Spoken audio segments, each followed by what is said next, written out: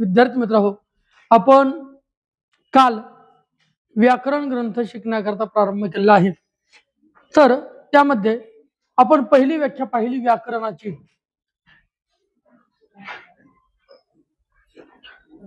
व्याकरण म्हणजे काय?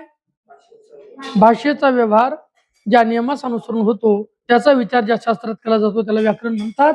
व्यवहार भाषेचा आहे. भाषा म्हणजे काय? तर आपल्या मनातील विचार दुसऱ्यास बोलून दाखवणे किंवा कळवणे याकरता जे प्रभावी साधन वापरलं जातं त्याला भाषा असे म्हणतात. आता ही भाषा बनते कशाची?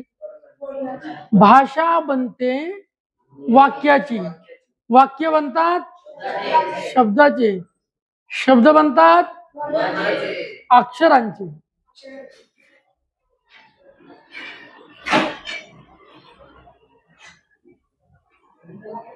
बरोबर का?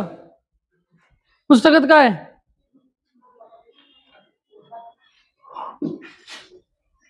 अनेक वर्ण एकत्रित आले की शब्द तयार होतो. बरोबर का? अक्षर अक्षर तयार होते. अनेक अक्षर एकत्रित आले की शब्द तयार होतो. अनेक शब्द एकत्रित आले की वाक्य तयार होते.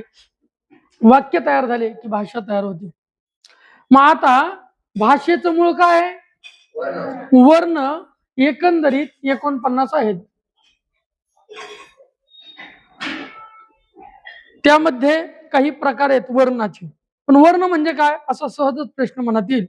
तर आपल्या तोंडातून जे मूळतः ध्वनी बाहेर निघतात त्या ध्वनींना वर्ण असे म्हणतात. आपल्या तोंडातून जे मूळचे ध्वनी बाहेर पडतात त्याला वर्ण असे म्हणतात. वर्णाची व्याख्या देण्यात आली. आता हे वर्ण सगळे आहेत 49. कोणकोणते आहे आपण बघितले. त्या वर्णाचे प्रकार आहेत स्वर, स्वरादी आणि व्यंजन.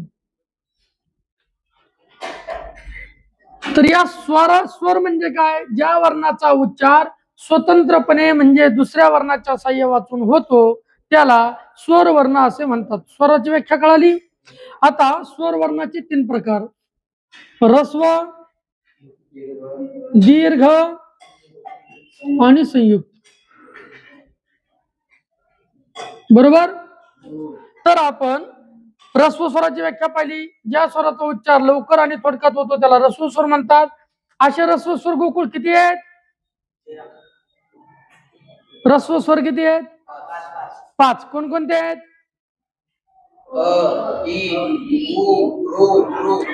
अ, ई, उ, आणि ऋ हे ह्रस्व स्वर आहेत.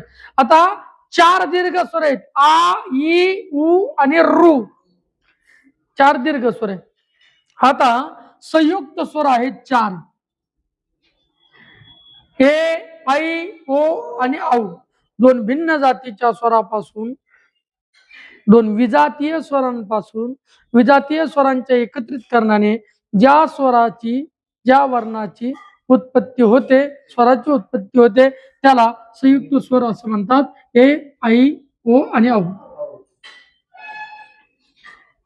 दीर्घ स्वर आ, ई, उ आणि ऋ. ह्रस्व अ, ई, उ, ऋ आणि ऋ. हे झाले ह्रस्व. हे आहे दीर्घ. हे आहे संयुक्त. आलं ध्यानात. मग आता ह्रस्व स्वर म्हणजे काय कळाले. दीर्घ स्वर म्हणजे काय कळाले. संयुक्त स्वर म्हणजे काय कळाले. लक्षात आले. तिन्हीच्याही व्याख्या कळाल्या. आता आपण संयुक्त स्वराची व्याख्या अशी पाहिली होती की 2 भिन्न जातीच्या स्वरापासून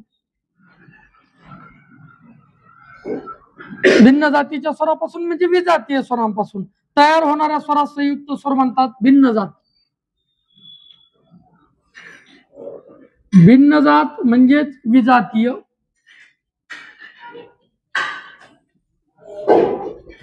मग असे विजातीय स्वर कसे ओळखायचे. सजातीय स्वर कसे ओळखायचे.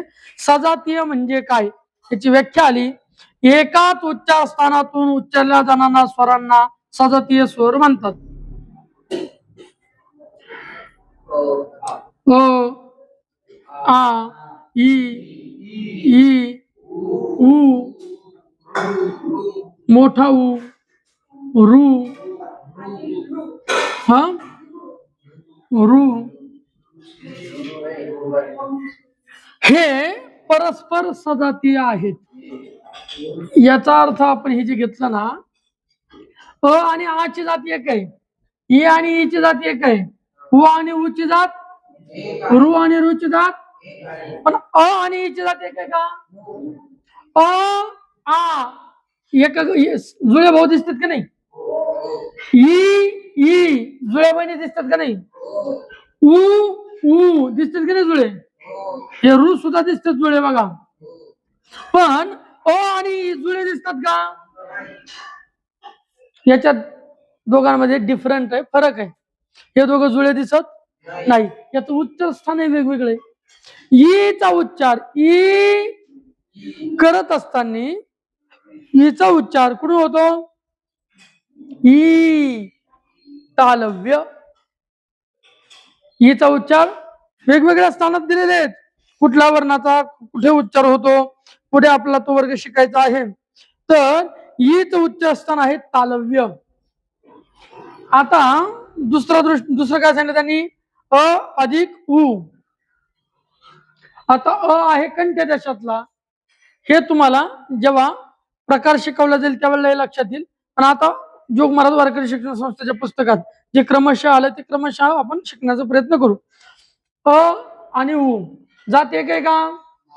भिन्न जाते. जाती लक्षात आल्या का? अ आणि आ ची जात एक आहे, ई आणि ई ची जात एक आहे, उ आणि ऊ ची जात एक आहे, रू आणि रू ची जात एक आहे, अ आणि ई ची जात एक नाही. म्हणजे भिन्न जातीच्या आपलं भिन्न उच्चार स्थानातून ज्याचा उच्चार होतो त्याला म्हणायचं विजातीय स्वर, आणि समान उच्चार स्थानातून ज्याचा उच्चार केला जातो त्याला म्हणायचं सजातीय स्वर. सजातीय आणि विजातीय कळलं?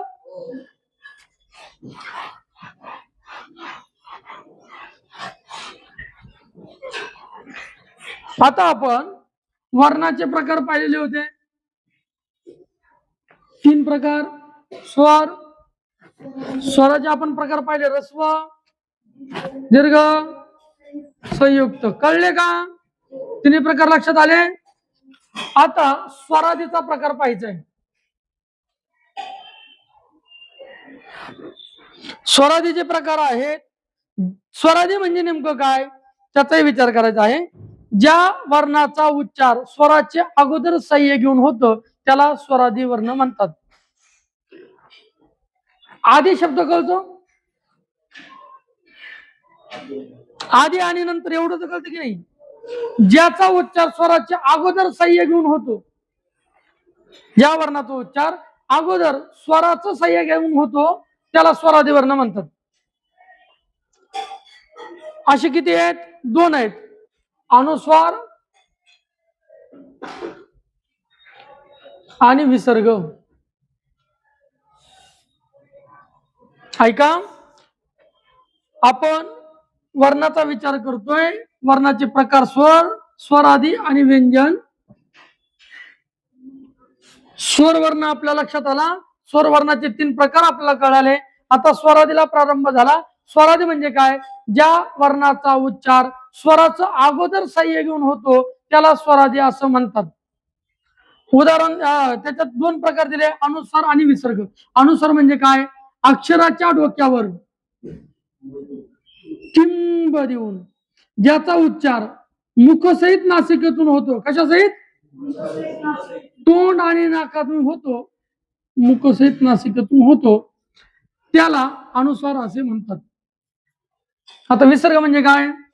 विसर्ग म्हणजे अक्षराच्या पुढे एका पुढे एक, एका पुढे एक, अक्षराच्या पुढे एका खाली एक 2 टिंबे देऊन ज्याचा उच्चार ह सारखा केला जातो त्याला विसर्ग असे म्हणतात.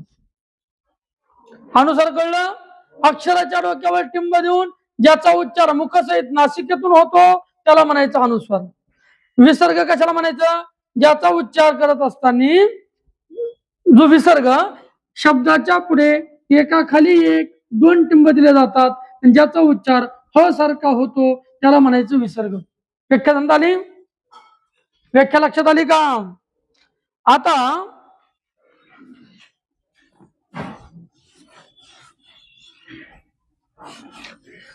स्वरादी कसं म्हणायचं व्याख्या म्हणजे पूर्ण लक्षात आली नाही महाराज सांगा समजून ऐका. कु कु काय शब्द आहे कु कु स्वराचा आधी उच्चार करावा लागला स्वराचा अगोदर सहाय्य घ्यावं लागलं आणि मग त्या वर्णाचा उच्चार करता आला.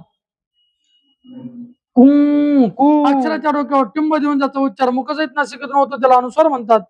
कुंकू कंठ गंध कुंकू कंठ.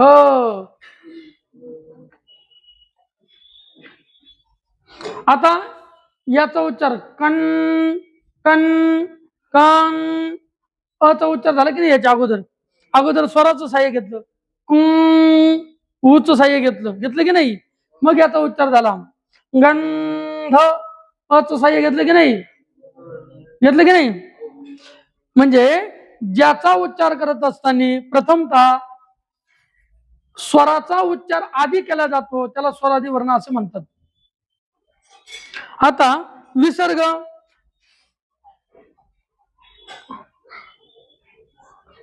काय राम ह राम ह राम ह हा स्वर आहे त्याचा उच्चार केला गेला की नाही विसर्गाच्या अगोदर स्वराचा उच्चार केला गेला त्याला म्हणायचं स्वरादी.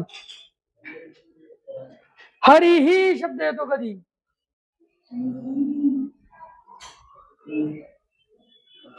तर इथे हरी ह नाही म्हणायचं हरी ही म्हणायचं त्या विसर्गाचा उच्चार ही करायचा. पाठीमागे जो स्वर आहे त्या स्वराचा उच्चार विसर्गाच्या हाला जोडून करायचा असतो. उदाहरण काय दिलं राम ह जर असेल येथे विसर्गाचा हच होतो हरिही असेल तर विसर्गाचा हरिही हरव हरो असेल तर हरो हो कळलं का. स्वर स्वरादी शिकून झालं. स्वराचे प्रकार रस्व दीर्घ संयुक्त स्वरादीचे प्रकार अनुस्वार आणि विसर्ग.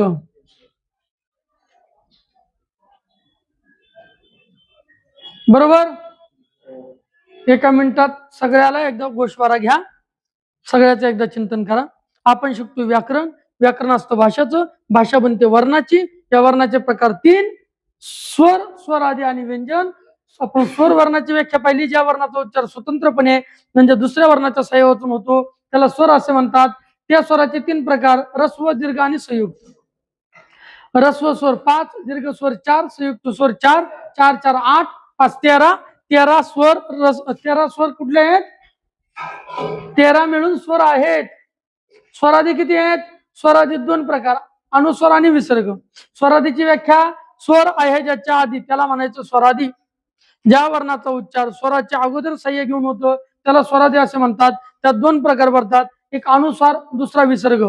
अक्षराच्या डोक्यावर टिंब देऊन ज्याचा उच्चार मुखसहित नासिकेतून होतो त्याला अनुस्वार म्हणायचं आणि अक्षराच्या पुढे एकाखाली 1-2 टिंब देऊन ज्याचा उच्चार ह सारखा होतो त्याला विसर्ग असं म्हणायचं.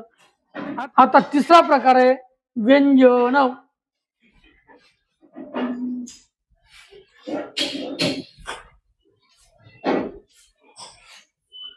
व्यंजन म्हणजे काय तर व्यंजन आपण स्वरादीची व्याख्या अशी केली की ज्या वर्णाचा उच्चार स्वराचे मागून सहाय्य घेऊन होतो त्याला स्वरादी म्हणतात. व्यंजनाची व्याख्या थोडी उलटी करायची ज्या वर्णाचा उच्चार स्वराचे मागून सहाय्य होतो. स्वरात ज्या वर्णाचा उच्चार करत असताना स्वराचं मागून सहाय्य घ्यावं लागतं त्याला व्यंजन वर्ण असे म्हणतात. स्वरादी वर्णात ज्या वर्णाचा उच्चार करत असताना स्वराचं अगोदर सहाय्य घ्यावं लागते त्याला स्वरादी म्हणतात. ज्या वर्णाचा उच्चार करत असताना स्वराचं मागून सहाय्य घ्यावं लागतंय त्याला व्यंजन असं म्हणतात. स्वराचं मागून कसं सहाय्य घेतलं जातं उदाहरण सांगतो पहा. काय शब्द रे हा काय क शब्द आहे त्याचा तंगड मोडलाय रे हॅलो काय क पण जोपर्यंत याच्यात अ मिळत नाही तोपर्यंत त्याचा क म्हणून उच्चार होत नाही. म्हणजे या वर्णाचा उच्चार होत असताना स्वराचं मागून सहाय्य घ्यावं लागलं तेव्हा त्याचा उच्चार झाला क.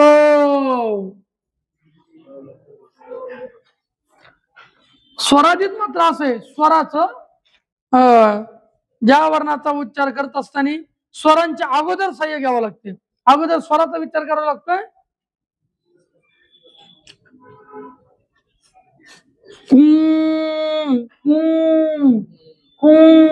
आधी स्वराचा उच्चार आणि मग त्या वर्णाचा उच्चार म्हणून स्वराधी. आधी स्वर नंतर वर्ण म्हणून स्वराधी. आता व्यंजनाचा उच्चार करत असताना आधी वर्ण आणि मागून स्वराचं साह्य क. आता या क ला जर साह्य उकाराचं झालं रस्व उकार तर काय होईल कू. आलं ध्यानात. आता व्यंजन म्हणजे काय ज्या वर्णाचा उच्चार स्वराच्या मागून सहाय्य घेऊन होतो त्याला व्यंजन असे म्हणतात. व्यंजनाची व्याख्या लक्षात आली. ज्या वर्णाचा उच्चार स्वराचे मागून सहाय्य घेऊन होतो त्याला व्यंजन वर्ण असे म्हणतात. असे व्यंजन एकूण 34 आहेत.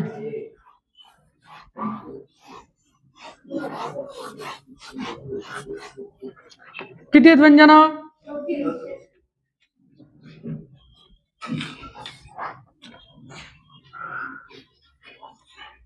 क ख ग गंग छ छ ज ज य ठ ठ ड ढ न थ थ द ध न प फ ब भ म य र ल व य र ल व श श स ह श स ह ळ ळ स्वतंत्र वर्ण आहे.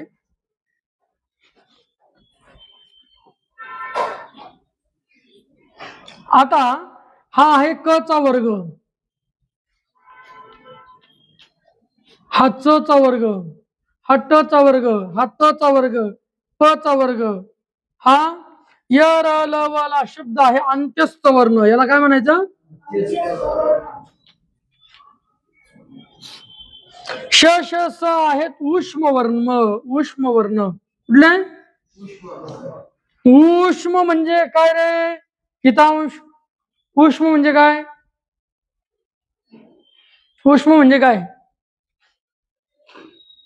सांगा रे तुमच्यापैकी. ऋषी उष्म म्हणजे काय उष्म म्हणजे गरम. श स ह असं तोंडासमोर हात आणून म्हणा गरम हवा लागली. ज्या उच्चाराचा ज्या वर्णाचा उच्चार करत असताना उष्मता बाहेर पडते ज्या वर्णाचा उच्चार श स ह म्हणत असताना हाताला गरम जाणवतंय का त्याला उष्म वर्ण म्हणतात. अंत्यस्थ वर्ण य र ल व आणि ळ हा स्वतंत्र वर्ण आहे. ळ कसा वर्ण आहे आता व्यंजन आपण पाहिले क ख ग गंग च छ ज ज य ठ ठ ड ढ न थ थ द ध न प फ ब भ म य व र ल श श स ह ळ क्ष आणि ज्ञ. श ज्ञ याच्यात गिनले जात नाहीत. अशी व्यंजन किती आहेत व्यंजन 34 आणि स्वर किती आहेत 34 आणि 13 किती रे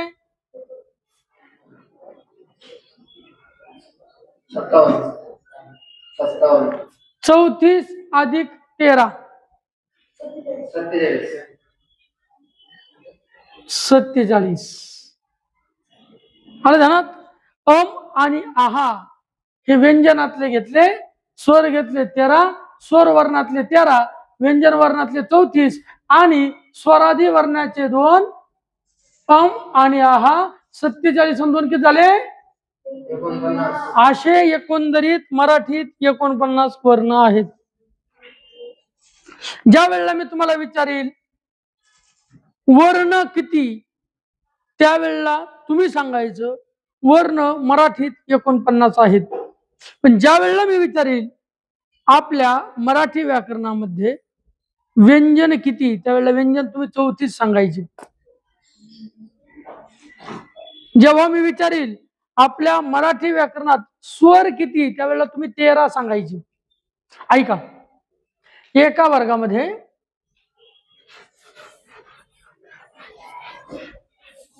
22 विद्यार्थी होते. किती?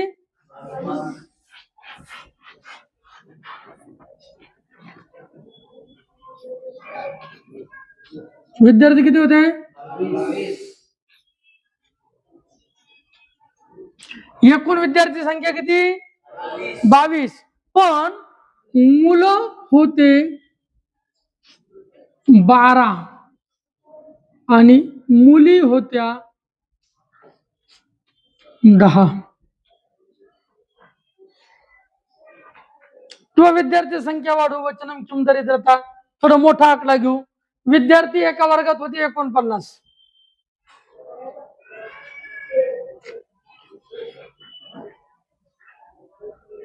मुली होत्या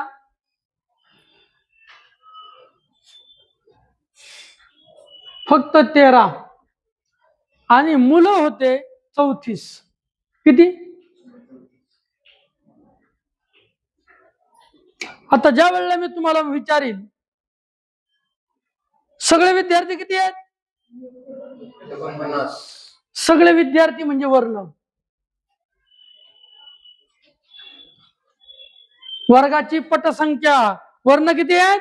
49. आता मी तुम्हाला प्रश्न विचारीन, सांगा 49 जरी विद्यार्थी असले त्यामध्ये मुलं किती आहेत, म्हणजे स्वर किती आहे? स्वर किती? मुलींची संख्या कमी झाली. नालायक लोकांनी गर्भामध्येच कित्येक वेळा मुलींची श्रीपूर्ण हत्या केली. ती गर्भातील लेक आईला कित्येक वेळा म्हणत होती, आई तू जसे पाहिले जग तसे मला देखील पाहू दे. बरोबर आहे की नाही? भावाच्या हातावर राखी बांधण्याकरता तरी मला जन्म घेऊ दे. पण कित्येक निर्दय आई सुद्धा त्यावेळेला राक्षसीने झाल्या आणि त्यांनी आपल्या मुली पोटातच संपवल्या, गर्भात संपवल्या. त्यामुळे आज मुलींची संख्या कमी आहे. ऐका, तर मुली किती आहेत विचारल्यानंतर तुम्ही किती सांगाल? मुलं किती आहेत विचारल्यावर काय सांगाल? आता हे मुलं म्हणजे व्यंजन. एकूण विद्यार्थी किती आहेत? आता मी विचारतो, नाव काय तुझं?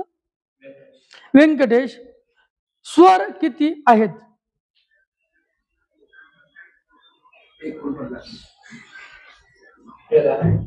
स्वर किती कुणाल? स्वर 13 आहे. व्यंजन किती आहेत रे? 34. आरुष, तू आरुष का? हा, एकूण वर्ण किती? गोळ होऊ देऊ नका. वर्ण वेगळे. वर्ण म्हणजे एकूण संख्या. फक्त मुली म्हणजे स्वर कमी आहेत आणि फक्त मुलं भरमसाठ. प्रत्येक गावात ट्रॅक्टरने अख्खं ट्रॅक्टर भरले इतके, टेम्पो भरतील असे. मुलं जास्त आहेत. व्यंजन म्हणजे मुलं, स्वर म्हणजे मुली. ही एकूण विद्यार्थ्याची संख्या पटावर पटसंख्या 49. आलं लक्षात? स्वर किती आहेत? 13. व्यंजन किती आहेत? 34. आणि एकूण वर्ण किती आहेत? आता मला सांगा, क ख ग ग ग व्यंजन, स्वर की वर्ण?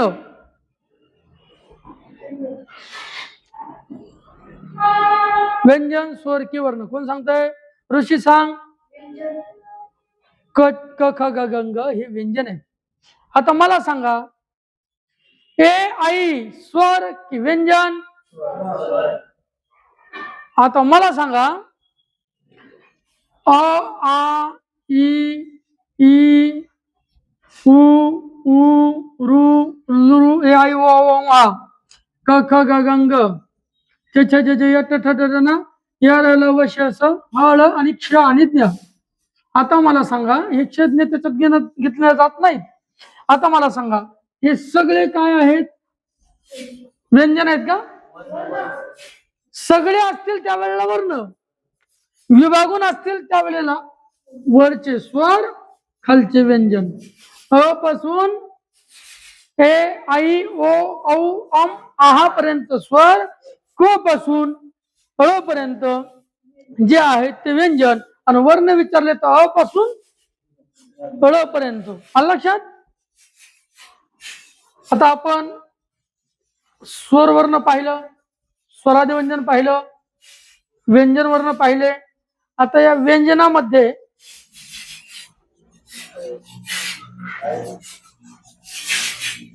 काही प्रकार आहेत, पण व्यंजनाचे प्रकार आपण उद्या पाहू. कुंडली गौरधर विठ्ठल, श्री ज्ञानदेव तुकाराम, पंढरीनाथ भगवान की जय. माऊली ज्ञानेश्वर महाराज, जगद्गुरु तुकाराम महाराज, सद्गुरु जोग महाराज की जय.